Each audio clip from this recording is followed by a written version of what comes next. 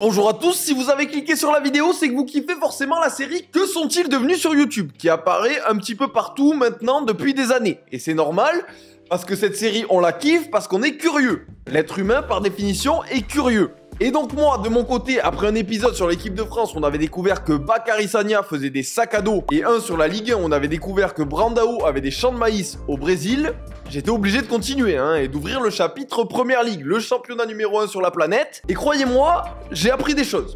Beaucoup de choses. Même des fois des trucs que j'aurais pas voulu savoir. Alors les amis, je vous le dis, on va pas perdre plus de temps. J'ai mon petit maillot du Pérou, je suis prêt. Mouillez-vous la nuque, parce qu'on commence par du lourd.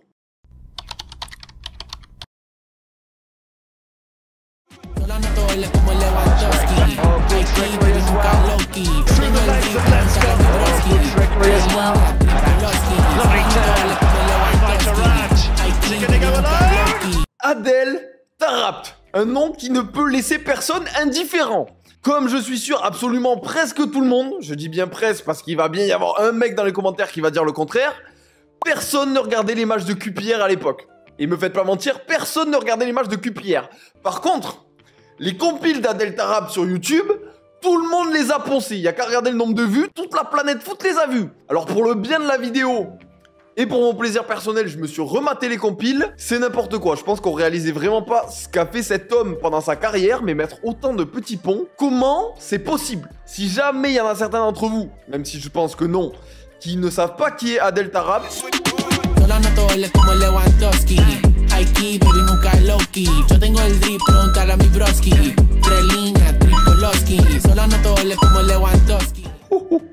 non, c'est une dinguerie, c'est beaucoup trop. Il me faut à tout prix à boire. Vraiment, si comme moi, t'as du mal à rester hydraté devant les compiles d'Adel Taarabt, j'ai la solution. Au lit les amis, ils sont là pour nous aider. Au lieu de continuer à acheter des sodas en pagaille, tu te prépares ton petit shaker et tu le réutilises encore et encore sans avoir toujours ta bouteille ou ta canette à aller jeter. Ça fait des économies niveau déchets, des économies niveau portefeuille et des économies niveau sucre. Et puis pour ce qui est de la gamme au lit, ça rigole pas trop. Déjà, t'as la gamme Hydration, ça porte bien son nom. C'est parfait pour se désaltérer devant une compile d'Adel Taarabt, c'est exactement ce qu'il nous faut. T'as la gamme Ice Tea, ça c'est pour être vraiment chill, tu vois, quand t'inclines ta chaise, tu te mates un petit match de Lamine Yamal, c'est parfait. Et puis la gamme Énergie, là, on est sur un autre délire, là, c'est pour aller sur le terrain en mode Jamie Vardy, tout arraché. Alors j'ai pas tout testé, mais mention spéciale à pêche blanche, c'est vraiment bon. Bien sûr, je précise, c'est pas là pour remplacer l'eau, c'est juste une très bonne alternative au soda. Et aussi par pitié, niveau dosage, suivez les recommandations d'Oli, ils savent ce qu'ils font.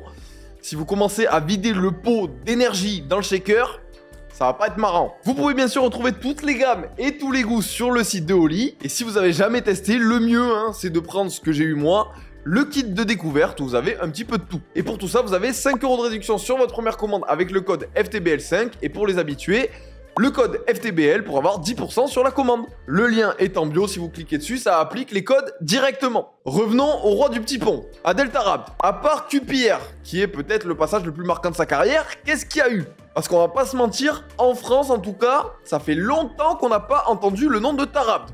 Alors que pourtant, il est toujours là. Petit recap, Adel Taarabt, il arrive en Angleterre à 18 ans. Il est acheté par Tottenham, puis avec la concurrence de l'époque, il va quitter le club pour signer en 2008 à QPR, en Championship. Et c'est là-bas qu'il va exploser. Il sort une saison 2010-2011, laisse tomber. Meilleur joueur du championnat, 19 buts, 16 passes décisives. Et il fait remonter son club en Première Ligue. Les Anglais cherchaient pas, ils étaient choc-barre. Il s'installe en patron, il chope le brassard de capitaine, il refuse une offre d'Arsenal et il continuera son bout de chemin 2 saisons de plus. À l'aise, bon petit salaire, aimé par les fans, il a sa chanson là-bas. Sauf qu'au bout d'un moment, QPR est relégué et lui décide de rester en Première Ligue et se fait prêter du côté de Fulham. Fulham, ça a démarré plutôt bien, mais il y a un petit changement d'entraîneur. Ça se passe pas très bien. Et là, à la surprise générale, le Milan AC débarque et veut Taarabt. Surprise, Taarabt veut le Milan. En même temps, quand le Milan vient te chercher quand t'es en Fulham en galère, je crois que tu vas pas faire trop le difficile. Et son prix au Milan de 6 mois, attention, je vais me désaltérer une nouvelle fois. Quand il arrive, personne ne le connaît vraiment en Italie. Il tombe dans une équipe où il y a des noms. Écoutez, il va gagner sa place instantanément. Robinho, à la fin du premier entraînement, il va voir l'entraîneur, il dit « C'est qui ce mec ?»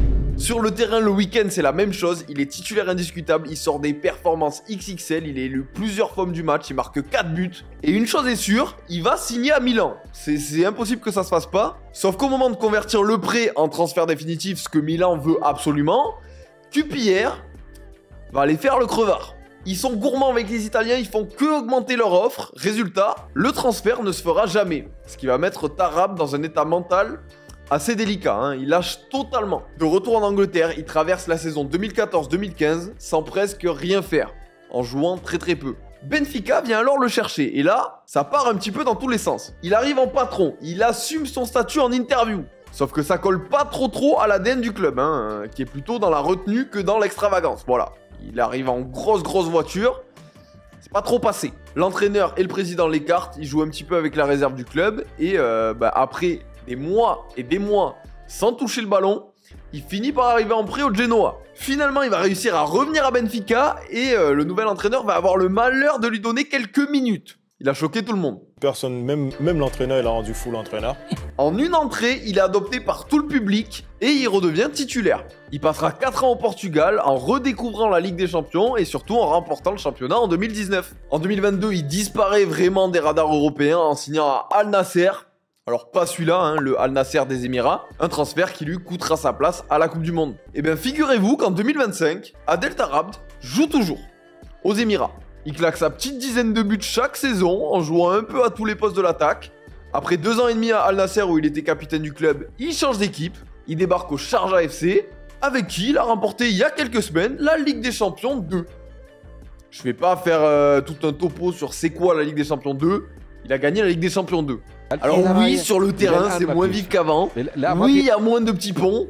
Mais avec tout ce qu'il en a mis, j'ai envie de vous dire, il est largement premier niveau record. Il a sa petite vie de famille, il a l'air apaisé, bien loin de la folie londonienne qui lui a un peu fait perdre la tête dans sa jeunesse, comme il le raconte très bien dans le call interview qu'il avait donné il y a 2 ans. Il a 36 ans aujourd'hui et il a déclaré qu'il arrêterait le foot le jour où il prendrait plus de plaisir.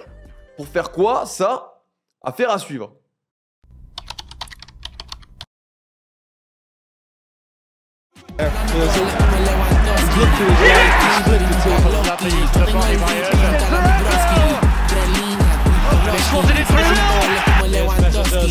Mesut Özil, elle est loin, l'époque où il envoyait caviar sur caviar au Real Madrid, puis à Arsenal, hein, où il est resté quand même pendant 8 ans. La Coupe du Monde 2014, le but en Ligue des Champions face à Ludo Goretz, la Coupe de cheveux au Real Madrid avec le petit bandeau, des images en pagaille dans une carrière qui aura marqué les esprits lors de la décennie 2010. Mais où en est le petit numéro 10 virevoltant aujourd'hui? Alors déjà, première chose à savoir, c'est plus le petit numéro 10. Guettez comment il est devenu énorme. Et c'est pas tout. Pour vous raconter un petit peu toute l'histoire, le mieux c'est de revenir un peu en arrière. Retour en 2018, quand il est encore chez les Gunners. Une photo va venir faire polémique en Allemagne. On le voit aux côtés d'Ilkay Gundogan et du président turc Erdogan, alors en pleine campagne de réélection en Turquie. Un cliché qui va susciter pas mal de réactions, et pas très positives, hein, au vu de la politique menée par Erdogan en Turquie. Si vous voyez pas ce que ça peut être, petit florilège de ce qui peut déranger. Répression de l'opposition politique avec enfermement de députés, de maires ou de journalistes qui oseraient critiquer. Fermeture de médias indépendants, hein, contrôle total de la presse. Usage de la loi antiterroriste pour poursuivre des opposants, des universitaires ou des défenseurs de droits humains. Limitation de la liberté de manifestation, surveillance des réseaux sociaux. Il y a aussi la question des Kurdes, les discours conservateurs concernant les femmes, les personnes LGBT et compagnie. Les interventions militaires en Syrie, en Libye ou dans le Haut-Karabakh. Et si vous avez besoin d'en savoir plus, le mieux c'est d'aller chercher. Voilà, donc vous voyez pourquoi ça passe pas trop en Allemagne cette photo. Un conflit ouvert, hein, clairement, est alors engagé entre le président de la fédération allemande de foot et Özil, qui amènera 3 mois après cette photo, après aussi une Coupe du Monde 2018 plutôt ratée, à la retraite internationale du meneur de jeu de la Mannschaft, qui n'a que 29 ans à l'époque, c'est quand même assez tôt. Comme justification, il déclarera avoir été à plusieurs occasions victime de comportements racistes dus à ses origines turques, et nomme entre autres le président de la fédé allemande de football, Reinhard Grindel, pour le citer.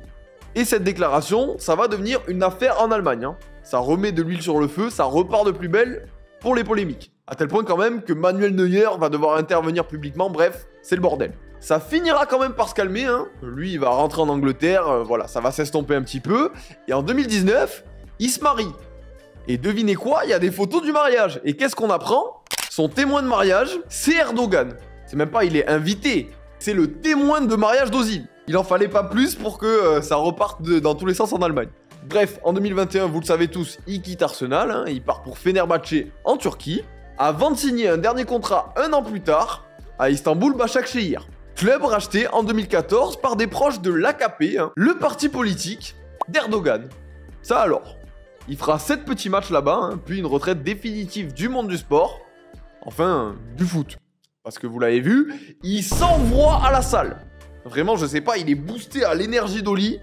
Il est énorme. Pour ce qui est de la suite, parce que vous allez voir, ça ne s'arrête pas là. Hein. À part, donc, la salle de sport et une collaboration avec une marque de bijoux en 2025, Mesut Özil, aussi surprenant que ça puisse paraître, a décidé de se lancer en politique. Et vous ne devinerez jamais dans quelle partie. L'AKP.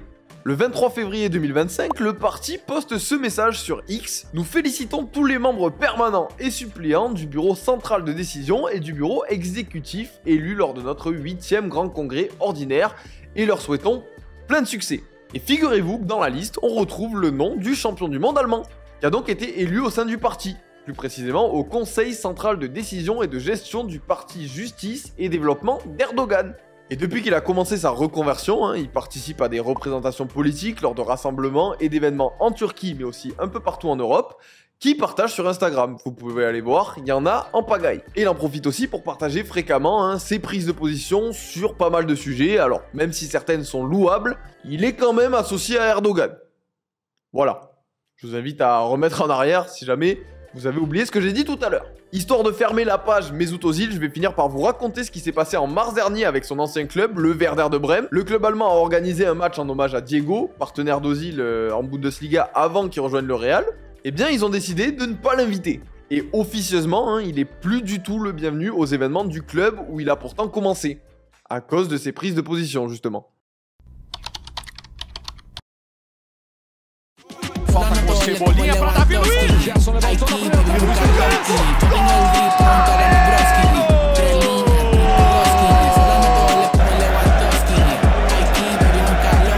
Huit années passées dans le royaume. 2 clubs, une première ligue, 2 fois dans le 11 type du championnat, une ligue des champions et des tas de pétards envoyés. Vraiment, je pense David Luiz, je pense pétard. Encore meilleur avec ses pics, avec sa tête, hein. Bien que la chevelure soit devenue emblématique, il a démoli les filets anglais pendant pas mal d'années. Et c'est pas les souvenirs de David Luiz qui manquent. Bon, si à Chelsea son nom est bien ancré quand même dans l'histoire, il a quand même fini par partir chez un rival, Arsenal. Et là, bon, ses performances, c'était plus vraiment les mêmes, hein. Il y a eu quelques cartons rouges et quelques boulettes qui sont venus ternir un petit peu sa fin de carrière en Angleterre, qui poussera son départ au Brésil hein, en 2021, alors qu'il a finalement que 34 ans. Pour un défenseur central, ça va, c'est pas trop vieux. Il passera 3 ans à Flamengo, hein, où il marquera quelques buts. Plus du tout dans le même registre, regardez-moi ça. C'est quoi ce but? On l'a connu brut. Là, il nous fait le fourbe. Alors, il fera pas le retour au pays pour rien non plus. Hein. Il inscrira une nouvelle fois son nom dans la légende en remportant la Copa Libertadores, puis 2 Coupes du Brésil, avant de s'offrir à 37 ans une dernière expérience à Fortaleza. Là, logiquement, ça aurait dû finir comme ça. Mais non. Parce que Vlatipak, le gars, il est de retour en Europe en Ligue des Champions. Titulaire. Il vient de signer cet été à Chypre du côté du Paphos FC.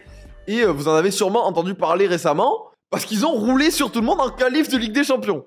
Pour ceux qui l'ont pas vu passer, petite voix off. Le Paphos FC, c'est un club très récent situé sur l'île de Chypre. Il a une petite dizaine d'années et il grossit bien récemment. Hein. Ils ont gagné une Coupe de Chypre, puis un championnat, hein, les 2 premiers trophées de l'histoire du club qui leur ont permis de faire un 8e de Conference League l'an passé et de se qualifier cette saison pour les tours préliminaires de la Ligue des Champions, où ils ont buté absolument tout le monde. Résultat, en signant là-bas, David Luiz est de retour en Ligue des Champions et affrontera le Bayern, la Juve, et fera surtout son retour à Stamford Bridge au mois de janvier, histoire de véritablement boucler la boucle. Alors je sais pas s'il y a des supporters de Chelsea, mais j'ai une question pour vous. Est-ce que David Luiz va être acclamé pour son retour à Londres, ou est-ce que le transfert à Arsenal est pas passé du tout, et ça va être le contraire? Sinon, à part ça, il est allé se mettre dans une histoire.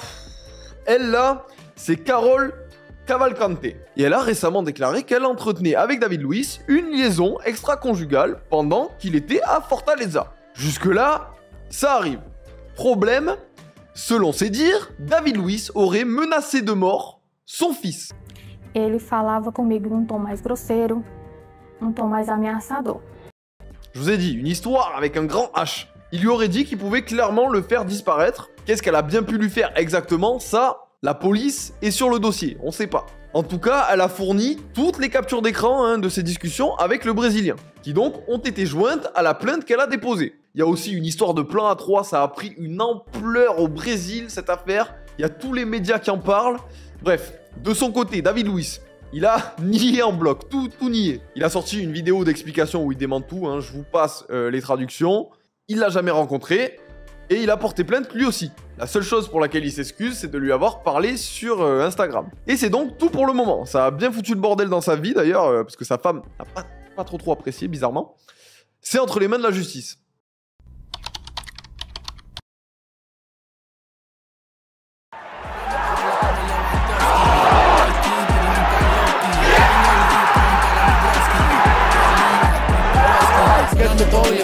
Novembre 2012, pour la première fois, l'Angleterre voit apparaître sur ses terrains un petit jeune de 16 ans du côté du MK Dons, en 3ème division. 3 ans plus tard, à 19 ans, il fait ses débuts en Première Ligue du côté de Tottenham et le Royaume subit déjà le raz-de-marée Dele Alli. Première saison, 11 buts, 13 passes décisives, membre de l'équipe type de Première Ligue et élu meilleur jeune du championnat. Deuxième saison, 23 buts, 13 passes décisives, membre de l'équipe type de Première Ligue, élu meilleur jeune du championnat avec en prime une 2e place historique pour les Spurs qui n'avaient plus fini aussi haut depuis plus de 50 ans. Titulaire aussi avec l'équipe d'Angleterre à la Coupe du Monde 2018 où à 22 ans il est valorisé à plus de 100 millions d'euros. Finaliste de la Ligue des Champions l'année suivante malgré quelques petits pépins physiques. Ça reste le meilleur à son poste dans son pays. Mais du jour au lendemain, à partir du Covid, il va disparaître totalement du monde du foot. Des stats qui dégringolent, une participation aux rencontres qui baisse d'année en année. Dele Alli signe à Everton en janvier 2022 pour tenter de donner un second souffle à sa carrière. 11 matchs, jamais décisifs, avant d'entamer une 2e saison chez les Toffees, où il jouera 2 fois sur l'année. C'est pas beaucoup. Il se fait donc prêter en Turquie, à Beşiktaş, où il est souvent blessé ou remplaçant. Alors certes, il sera décisif une fois face à Antalyaspor en janvier 2023, mais ça sera la dernière fois avant un très long moment. De retour en Angleterre, il va voir son contrat expirer avec Everton. Et puis il va totalement disparaître, pendant 2 ans. C'est que cette année, en mars 2025, qu'on va le revoir en Italie, du côté de Com, qui va lui donner sa chance. Mais voilà, c'était pas son moment. Il entre en jeu pour son premier match à la 82e minute face au Milan AC, et 9 minutes plus tard, il prend un carton rouge. C'était son seul match avec Com. En juillet dernier, le club publie un message sur ses réseaux annonçant la séparation des 2 parties. Mais alors comment un garçon qui avait autant de talent dans les pieds, qui a fait autant de choses aussi jeune, a pu disparaître comme ça, du jour au lendemain, à partir du moment où il a eu 25 ans? La réponse, on a mis longtemps à la connaître. Il a fini par la donner, des années après le début des critiques et la dégringolade de sa carrière. En juillet 2023, la bombe sort. Dans un podcast avec Gary Neville, The Overlap, Dele Alli lâche tout. At 6, I was molested by my mum's friend who was at the house a lot. So my mum was an alcoholic.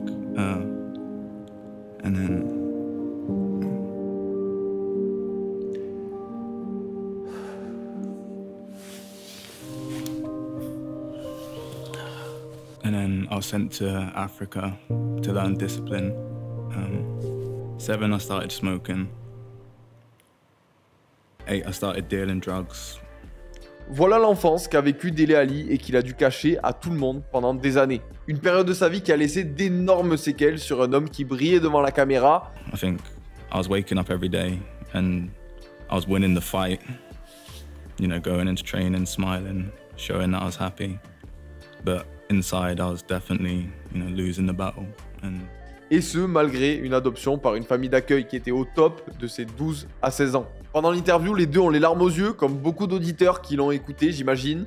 Sur les 1700 vidéos publiées par la chaîne YouTube, l'entretien avec Dele Alli est la 2e vidéo la plus vue avec 6 millions d'écoutes. Ça a fait un bruit pas possible au Royaume-Uni et l'information s'est rapidement propagée dans le monde entier. Alors c'est exceptionnel d'être sorti d'une phase comme celle qu'il a traversée pendant des années. I decided to go to like a modern day rehab facility for mental health. They deal with like addiction, mental health and trauma. Et il a affirmé dans l'interview, il se sent beaucoup mieux. Alors sa nouvelle disparition laisse présager une rechute, car oui, on guérit jamais vraiment complètement de ce genre de traumatisme. Trauma is trauma. and your body registers it in the same way no matter what it is. Mais il a l'air quand même bien motivé à retrouver les terrains et il a dit, hein, sa nouvelle ambition, c'est la Coupe du Monde 2026, qui arrive quand même très très vite. Au moment où j'écris la vidéo, il est toujours sans club, mais son nom a été pas mal évoqué du côté du Brésil. En tout cas, une chose est sûre, c'est que son message a bien été entendu et qu'il va forcément aider à libérer la parole sur des sujets peut-être aussi sensibles que ça, hein, et à encourager les nouvelles générations, quelle que soit leur situation, à aller parler de leurs problèmes à un professionnel ou même à des proches.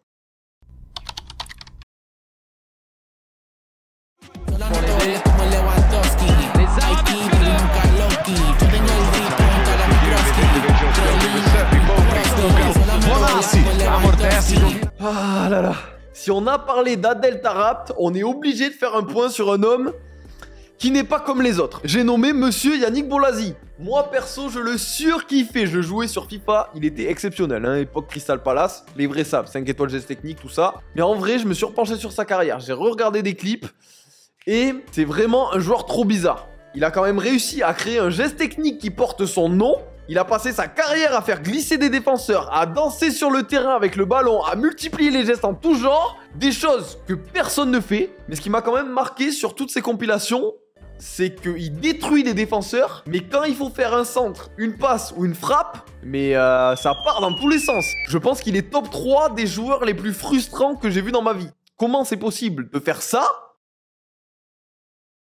Et après ça, comment tu peux réussir aussi bien certains trucs, foirer des choses qui sont peut-être mais très simples pour d'autres joueurs? Au final, le souvenir qu'il nous laisse, c'est un mec kiffant. C'est les émotions en fait. C'est pour qui tu vas au stade, pour qui tu t'attaches, qui a quand même son blast dans des sons de rap. Zaïrois sauvage, 243 comme Yannick Bolasie. Mais qui est trop aléatoire et quand tu regardes le bilan, bah il a jamais dépassé la barre des 5 buts en première ligue. Est-ce qu'il aurait pu aller plus haut, faire mieux? Peut-être. Mais c'est pas la question du jour, hein. La question c'est que deviens-tu Yannick? Après 10 ans passés en Angleterre, hein, à Plymouth, Barnet, Bristol, Crystal Palace ou avec Zaha de l'autre côté, l'attaque c'était une dinguerie. D'abord en Championship puis en Première Ligue, hein, avant de réaliser une épopée mémorable jusqu'en finale quand même de la FA Cup avec Crystal Palace en 2016, qui perdront face à Manchester United, mais qui lui permettront quand même de rejoindre Everton contre 28 millions d'euros, où malheureusement il se fera les croisés, tirant définitivement un trait sur l'ascension de sa carrière. En parallèle de tout ça, déjà, il rappe.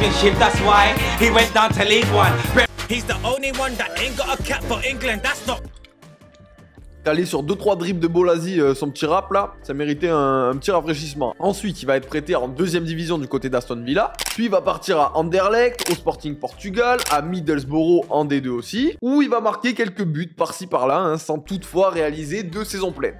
De retour de prêt pour la 4e fois, hein, son contrat avec Everton va se terminer, hein, comme pour Dele Alli, et il va rejoindre en 2021 la Turquie chez Rizespor, avec qui il boucle sa première année à 2 buts et une passe D. C'est pas beaucoup. Et en plus, j'avais oublié, je l'ai noté, hein, il est relégué en 2e division. Donc là, il est clairement bloqué en D2 turc. Sa carrière, il y a un coup d'arrêt. Mais attention, l'année qui suit, ça va le saouler de jouer en 2e division turque et il va le montrer. C'est sa meilleure saison niveau stats, hein, 28 matchs, 18 buts, ce qui permet au club de remonter en Super League. Et grâce à ça, il va avoir des opportunités et lui, ce qu'il veut, c'est retourner en Angleterre. Il est resté frustré de son expérience à Everton, donc il signe à Swansea, sans succès. Et là, bon, c'est fini l'Angleterre. Il s'en va là où il aurait dû aller dès le début, le pays du foot. Qui aime les gens qui dansent sur le terrain avec un ballon? Les Brésiliens. Il signe dans le petit club de Criciúma où il devient la star de l'équipe. Et avec 6 bons mois et son flow qui est assez compatible avec le Brésil, Cruzeiro le veut et il le signe. Voilà donc où en est Yannick Bolasie en 2025. Je vous l'ai dit, cet homme n'est pas normal. Premier match avec Cruzeiro, il tape un saut sur le terrain. Mais d'où sort ce mec? Sachant que l'année dernière, il avait fait un 3-6. C'est un malade. Après, bon, j'ai regardé du coup, pour le bien de la vidéo, ses entrées avec Cruzeiro parce qu'il est souvent remplaçant. On comprend pourquoi. C'est vraiment très moyen. Et je suis gentil. Sa meilleure apparition cette année, c'est sur la chaîne Pitch Addict, où il est passé il y a pas longtemps et où il confirme définitivement sa carrière. Pour le meilleur et pour le pire. À voir quand même ce que ça finira par donner au Brésil. Hein. Il a 36 ans, il est proche de la fin. Mais avec Bolasie, on sait jamais. En tout cas, une chose est sûre, il kiffe sa vie. Et il partage sur Instagram, regardez-moi ce kiffeur. Chicha.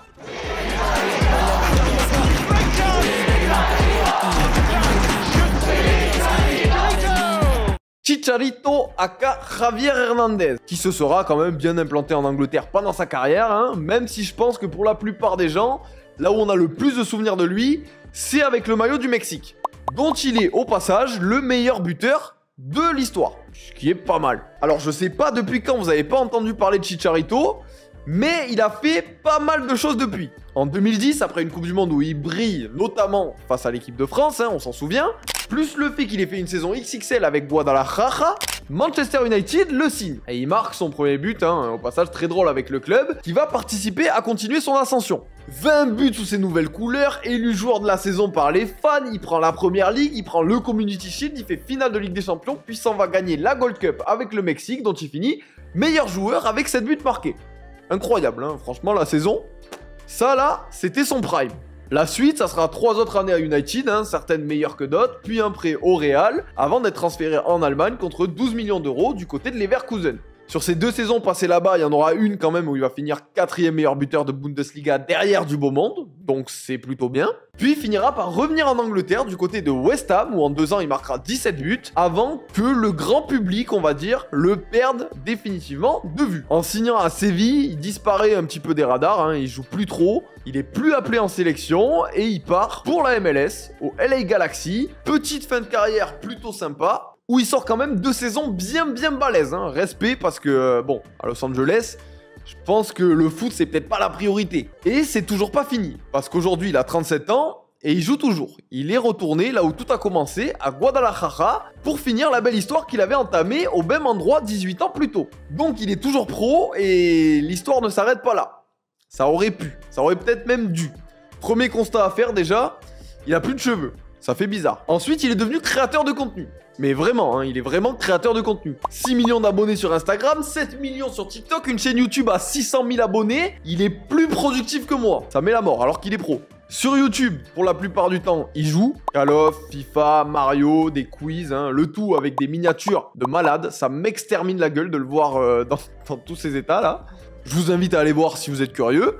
Et puis, il y a aussi une série autour de la Kings League. Parce qu'il est devenu président d'une équipe Kings League au Mexique, l'Olimpo United, avec qui il a réussi à remporter une des 3 éditions de la Kings League America. Pour ce qui est de la Coupe du Monde en juin dernier, là, bon, ils n'ont pas trop brillé, 2 matchs de défaite. Voilà. Pour TikTok et Instagram, là, ça n'a rien à voir. Il est aussi bien actif et il fait pas mal de vidéos, dont des vlogs qui ne tournent pas forcément autour du foot. Ça dure plus de 3 minutes, il n'y a pas grand chose, hein, sans vouloir être trop critique, mais ça cartonne. Il a ses propres gimmicks, ses rêves, c'est assez bien monté, c'est fluide, c'est chill, et les hispanophones ont l'air d'apprécier. Voilà pour tout ça. Maintenant que vous trouvez que Chicharito est un mec super cool, chill, et qu'on l'aime bien finalement, hein, parce qu'on a envie de l'aimer, il faut parler des polémiques. Et j'ai dit des polémiques avec un grand S. En juillet dernier, dans une de ses nombreuses vidéos qu'il a publiées sur ses réseaux, il prend la parole sur un sujet, le rôle de la femme dans la société. Vous savez très bien, on se sait, ça va partir en couille. Petit extrait de ce qu'il nous a raconté. Femmes, vous êtes en train d'échouer. Vous êtes en train d'éradiquer la masculinité en rendant la société hypersensible. Incarnez votre énergie féminine en prenant soin, en nourrissant, en recevant, en donnant la vie, en nettoyant, en soutenant le foyer qui est l'endroit le plus précieux pour nous les hommes. N'ayez pas peur d'être des femmes, de vous permettre d'être guidés par un homme qui ne veut qu'une chose, vous voir heureuse. Il a littéralement dit, vraiment, les meufs, ne vous gênez pas. Si vous voulez passer l'aspirateur et nous faire un bon repas, allez-y. Sinon, qu'est-ce que vous foutez là, sinon? Bref, la vidéo qui était à l'écran, c'est la vidéo où il raconte tout ça. Et si je la mets aujourd'hui, c'est que non, il ne l'a pas supprimée. Alors au Mexique, petite stat qui fait pas du tout plaisir selon l'Institut National de la Statistique et de la Géographie, 7 femmes sur 10 ont déjà subi des violences, quelles qu'elles soient. Donc la vidéo de Chicharito, elle a pas choqué tout le monde. Mais elle a un peu choqué quand même. Son club déjà s'est désolidarisé de tout ça, la Fédé de foot a publié un communiqué, la présidente du Mexique a réagi. La présidente, genre. Donc ça a quand même fait chier un petit peu du monde. Résultat, qu'est-ce qui s'est passé après ça? Il a publié un message d'excuse. Enfin, d'excuse. Il s'excuse pas vraiment, hein, il dit juste... Désolé si certains ont mal interprété mes propos. Il a dit nettoyer, je suis pas fou, il a dit le mot nettoyer. Bref, ce début de saison, il a passé 5 matchs sans jouer. Hein. Est-ce que c'est lié? Peut-être.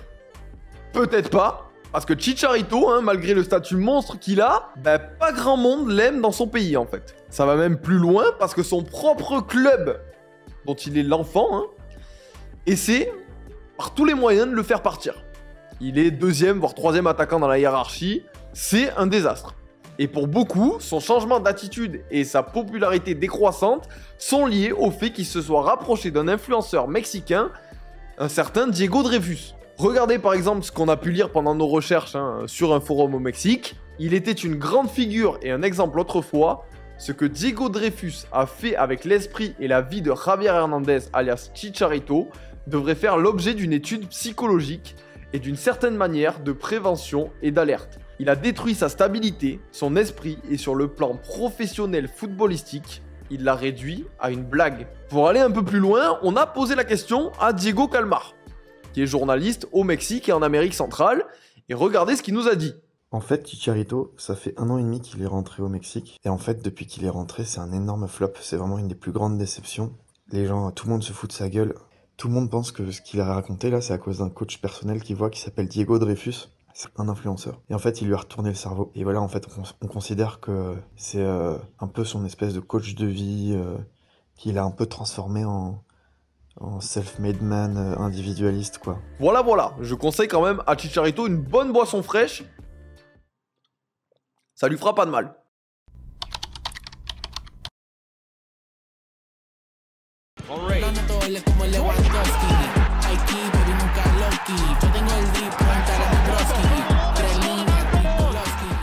Sol Campbell, le gars avec qui t'as surtout pas envie d'avoir de problème tellement il fait peur. On le dit pas assez souvent, mais quelle carrière, aussi balèze que la taille de la trahison qu'il a mis à Tottenham, qui est, je pense, la plus grande trahison de l'histoire du Royaume-Uni. Toute époque confondue, Antiquité, Moyen-Âge, vous mettez tout ce que vous voulez dans le panier. 303 matchs à Tottenham, 9 années pour aller signer chez l'ennemi juré en 2001 et rafler des titres avec les Gunners. Fallait en avoir des énormes pour la tenter. Et en plus, du coup, il s'est repointé juste après à White Hart Lane, où il a été bien reçu. Un retour qui est rentré dans la légende de la Première Ligue, et lui avec par la même occasion. Et si on ajoute Portsmouth, son court retour à Arsenal et Newcastle, ça fait quand même 503 matchs de Première Ligue disputés, 2 trophées remportés, 3 fois dans le 11 type d'un des plus grands championnats de la planète, petit supplément maillot iconique et aura, ça vaut une carte icône sur FIFA tous les jours. Question maintenant, qu'a-t-il pu bien devenir? Parce que si vous l'avez peut-être croisé sur certains plateaux télé depuis sa retraite en 2011, c'est vraiment, mais alors vraiment loin d'être la seule chose qu'il a fait. Déjà, rapidement après la fin de sa carrière, il va se lancer en politique. Sans trop rentrer dans les détails, parce que ça peut être très long et que j'avais surtout bien la flemme d'aller chercher plus loin, il va participer à la campagne électorale de 2015-2016 à Londres, avec le parti conservateur. Il va exprimer ses opinions politiques sur plein de sujets. Il va apparaître sur une affiche de l'opération Vote Noir. Tout ça pour un objectif final de devenir maire de Londres. En termes d'ambition, il est au top. Bon, malgré des efforts et des convictions, son profil finira par ne pas être retenu par le parti. Après ça, retour au foot où il va passer ses diplômes d'entraîneur et il va rejoindre en 2017 la sélection de Trinidad et Tobago. Pour ceux qui s'en rappellent, c'est eux qui avaient débarqué à la Coupe du Monde 2006. Alors en tant qu'adjoint, il va pas révolutionner le foot de ce qui est quand même une petite sélection, le bilan reste assez lourd et logique, même s'il y a quand même une victoire symbolique à domicile face aux États-Unis, 2-1, dans un match qui comptait, pas un match amical. Et puis après 1 an et demi, il va prendre son premier poste en tant qu'entraîneur principal à Macclesfield Town, dernier de League 2 en novembre. Et en 4ème division anglaise, il va réussir à sauver le club et à le maintenir, avec un bilan plutôt correct, avant de partir pour une histoire d'argent.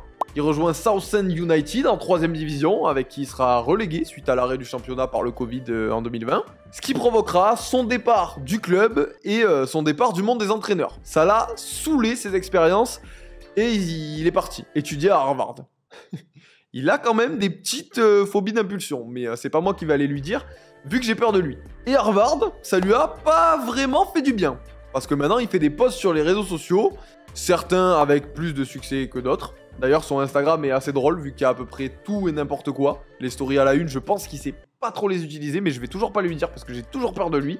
Il a fait récemment une pub aussi pour le nouveau smartphone de chez Google, en terminant Tottenham au passage. One of should switch sides and change allegiances. Take it from me. Big moves. Pay off. Parce que oui, je me suis quand même posé la question, est-ce que parmi toutes ces publications, il y a des petites refs à Tottenham, des vieilles photos de lui avec le maillot ou des flashbacks d'action sur le terrain? Non, il n'y a rien du tout. Vraiment, le divorce est total. Même 24 ans, je fais le calcul rapidement quand même, 24 ans après son départ, rien. Bon, et qui dit personne qui sort de Harvard dit il est sur des projets un peu tech et tout, il adore l'IA. Voilà.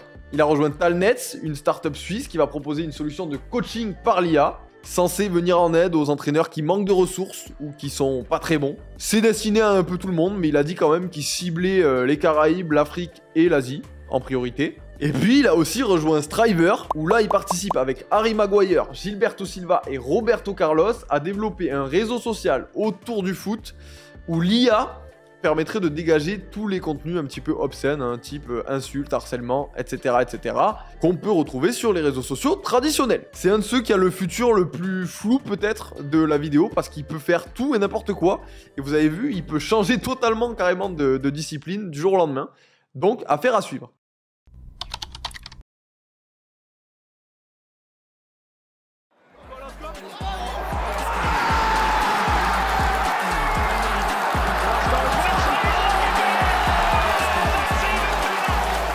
Oh, Oscar, les gars, putain, les souvenirs de fou. Pour moi, Oscar, c'est FIFA 15, FIFA 14, c'est Chelsea avec le sponsor doré, c'est Chelsea sous Mourinho, c'est placé en 10 derrière Diego Costa, c'est le but face à la Juventus. C'est vraiment le joueur pas puissant, mais avec une technique de folie qui se promenait un petit peu sur les pelouses anglaises. Il savait tout faire, il pouvait mettre le ballon où il voulait. Et après avoir gagné 2 fois la Première Ligue et laissé son empreinte chez les supporters de Chelsea par son style de jeu qui était quand même assez unique, hein. C'est ce genre de joueur qu'on aime bien aller voir au stade. Il signe fin 2016 en Chine, à Shanghai, contre 70 millions d'euros pour un contrat mirobolant dont on n'a jamais vraiment eu les chiffres officiels, mais soyez-en sûrs, il s'est mis bien. Rappelez-vous, c'est la période où la Chine était à fond sur le marché des transferts, un peu comme l'Arabie Saoudite aujourd'hui. Il y avait beaucoup de joueurs qui partaient là-bas. Lui, ça a été un des premiers, hein. Il a rejoint Hulk, d'ailleurs, à Shanghai. Mais bon, si la plupart des joueurs, après 2-3 saisons, ils sont revenus, Oscar, on l'a jamais revu. Il a passé 8 ans en Chine.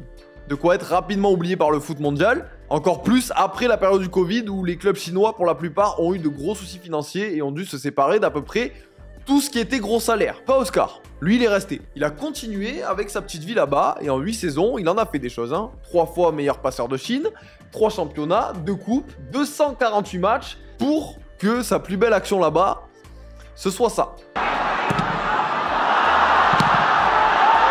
Le jour où il a pété un câble, où il s'est mis à frapper ses adversaires dans le jeu avec le ballon. Ce qui a provoqué une générale de malades.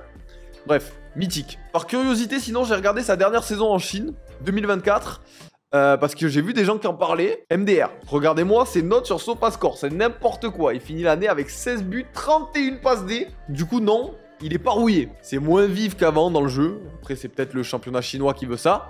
Mais il se balade toujours et il envoie le ballon où il veut. Début 2025, donc c'est tout récent, hein, à quasiment 33 ans, il est libre de tout contrat. Il a croqué jusqu'au bout, hein, et il cherche un nouveau défi. Après avoir amassé pendant toutes ces années en Asie une fortune estimée à 175 millions de livres sterling. Il est max, ses enfants sont max, ses petits-enfants sont max, ses petits-petits-enfants sont max, et on peut continuer un moment. Qu'a donc-il fait? Il a décidé de retourner à la maison, à Sao Paulo. 14 ans après son départ, il y retrouve Hernan Crespo sur le banc, Lucas Moura, Luis Gustavo, hein, et a déjà été décisif plusieurs fois, même s'il n'est pas verni avec 3 blessures quand même, hein, depuis le début de l'année. Actuellement qualifié en quart de finale de la Libertadores, peut-être que d'ici quelques semaines, pour la première fois depuis un moment, on reverra le nom d'Oscar, mais ça on peut pas savoir. Par rapport à la suite, hein, il a exprimé le fait de vouloir devenir mentor, conseiller ou même d'intégrer le staff d'une équipe de foot. Et pour la destination, il n'a pas parlé de l'Angleterre, il a plutôt parlé de l'Asie, donc on imagine la Chine, et du Brésil. Mais bon, en vrai, il lui reste peut-être encore quelques belles années devant lui. Et personnellement, la dernière fois que j'ai entendu parler de lui, c'était pour son départ de Chine, où, regardez, visiblement, il était en larmes. J'espère que c'est par amour par les supporters, et qu'il ne pensait pas à son salaire, qui a dû quand même être réduit au Brésil.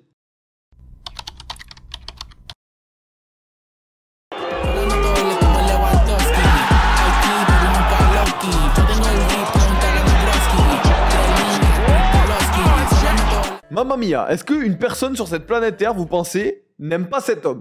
Un flow légendaire, un casque reconnaissable de n'importe où. Carrément, t'es au 251e rang du stade. Tu vois que dalle, tu sais si Petr Cech est sur le terrain ou pas. 443 matchs de Première Ligue, 11 ans à Chelsea, 4 à Arsenal, 4 fois champion d'Angleterre, une Ligue des Champions, une Europa League, 5 FA Cup, 3 Coupes de la Ligue, 4 Community Shield, 4 fois meilleur gardien d'Angleterre, 2 fois d'Europe, record d'invincibilité en Première Ligue, 2025 minutes sans encaisser de but. Je vous passe le calcul, ça fait plus de 20 matchs d'affilée sans prendre de but. Une machine. Et pour la plupart d'entre nous, on est d'accord, depuis son départ d'Arsenal en 2019, on l'a un petit peu perdu de vue. Bon, déjà, hein, à partir du moment où il quitte les Gunners, il retourne à Chelsea en tant que conseiller sportif, hein, un poste qui va occuper 3 ans entre 2019 et 2022, le temps d'ajouter une nouvelle Ligue des Champions à son palmarès. Anecdote assez marrante d'ailleurs, en 2020, hein, à cause sûrement du Covid, Chelsea a inscrit Petr Cech sur la liste des joueurs qui pouvaient disputer un match. Ce qui veut dire que oui, potentiellement, avec le Covid et les blessures, sans Caballero, sans Edouard Mendy et sans Kepa, Petr Cech aurait pu rechausser les crampons. Et à mon avis, le fait de voir son nom comme ça sur la liste d'une équipe, ça lui a fait un petit truc. Du coup, il a repris sa carrière.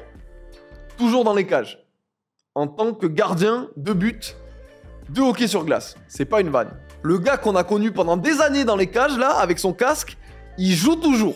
Sauf que maintenant, il n'y a pas que lui qui porte un casque sur le terrain. Et a priori, il se la régale. En 2019, il signe en D2 amateur au Royaume-Uni, donc jusque-là, c'est chill. Il passe en D1 amateur, puis il va se faire prêter plusieurs fois au club des Belfast Giants, qui joue en D1 professionnel au Royaume-Uni. Il va être là pour dépanner le gardien de temps en temps. Alors ensuite, c'est difficile un petit peu de savoir où il joue exactement, vu qu'il fait pas mal d'allers-retours entre les clubs. Mais dites-vous que cet été, par exemple, il s'est entraîné avec les Flames de Calgary, qui est une équipe qui joue dans le meilleur championnat de hockey du monde, la Ligue nord-américaine. Il y a quelques mois, je suis allé voir personnellement un match de cette ligue quand j'étais au Canada. C'est incroyable. Et ça aurait été encore plus incroyable si j'étais tombé par hasard sur un Petr Cech dans les cages. Alors je pense qu'on est d'accord que c'est peut-être le mec dans la vidéo qui a la meilleure suite de carrière possible, hein. C'est dégaine. Mais c'est loin d'être tout. Et franchement, là, si vous l'aimez, il va vous fatiguer parce qu'il fait beaucoup trop de trucs. Déjà, il a créé son agence, Petr Cech Agency, hein, ainsi que Glow21. Ce qui, bon, c'est pas encore officiellement sorti, mais ça a l'air d'être du consulting autour de l'entrepreneuriat, bref. J'ai pas grand chose là-dessus. Il devient aussi copropriétaire du projet cycliste CSMTB Team en République tchèque. Nous, ça nous parle pas beaucoup ici. Là-bas, a priori, c'est quelque chose. Et c'est un projet social. Ça va pas lui rapporter d'argent. Côté perso, malheureusement pour lui, il a divorcé récemment. Il a mis un message sur les réseaux sociaux. Et concernant ses enfants, une chose est sûre, ses gènes, c'est en béton, c'est du solide. Son fils Damian est gardien de but chez les U18 de Fulham. Sa fille Adela est défenseuse à Fulham. Et a récemment débuté avec les U17 de République tchèque. Pas mal. Est-ce que c'est terminé?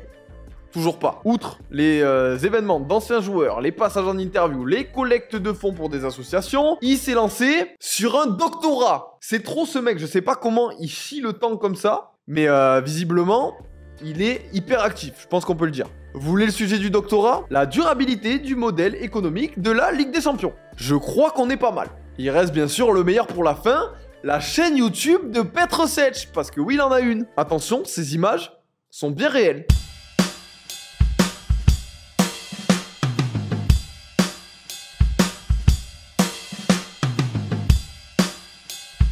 123 000 abonnés, 34 vidéos postées ces 10 dernières années, où il reprend des morceaux connus à la batterie. Bon, des fois, il met un filtre, je sais pas pourquoi il met ce filtre. En tout cas, une chose est sûre, c'est qu'il est batteur, et il est tarpin chaud. 1 million de vues quand même, hein, sur la vidéo la plus vue. Bref, j'aurais aussi pu vous parler du groupe de rock qu'il a rejoint, du single caritatif auquel il a participé, ou encore du fait qu'il parle 7 langues.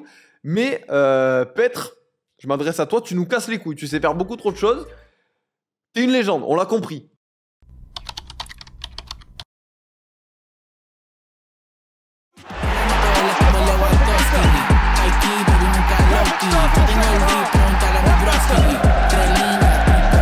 Ça sera le dernier de notre liste aujourd'hui, hein. Juan Mata, bon petit joueur sous-côté lui aussi. 278 matchs de PL, 4 saisons à Chelsea, 9 à Manchester United, une Ligue des Champions, hein, mais aucune Première Ligue remportée. Malgré des tas et des tas de souvenirs, de passes, de contrôles soyeux, de buts envoyés au fond des filets britanniques pendant près d'une décennie. Alors qu'est-il devenu après son départ de Manchester United en 2022, hein, après une saison où il aura été titulaire que 4 petits matchs? Il a filé déjà en Turquie à Galatasaray, hein, où il a pris un titre de champion, au terme d'une année où là encore, il a surtout été remplaçant. Puis il est parti pour le Japon, et le Vissel Kobe, où là encore, il remporte le championnat en ne disputant qu'une seule rencontre, avant d'être sans club et de repartir pour une nouvelle destination exotique, l'Australie. En signant au Western Sydney Wanderers, il dispute la saison 2024-2025 qui sera la dernière saison de sa carrière. Il marquera là-bas son dernier but à 37 ans où il raccrochera définitivement les crampons. Petit update les amis parce que entre le tournage et le montage de la vidéo, Mata a quand même rechaussé les crampons une nouvelle fois. Il a signé à Melbourne, toujours en Australie, hein, il a changé de ville. Voilà. Affaire à suivre. Mais bon, son après-carrière, il a entamé déjà il y a pas mal d'années. Déjà, Mata, on le sait pas forcément, mais c'est un précurseur sur YouTube.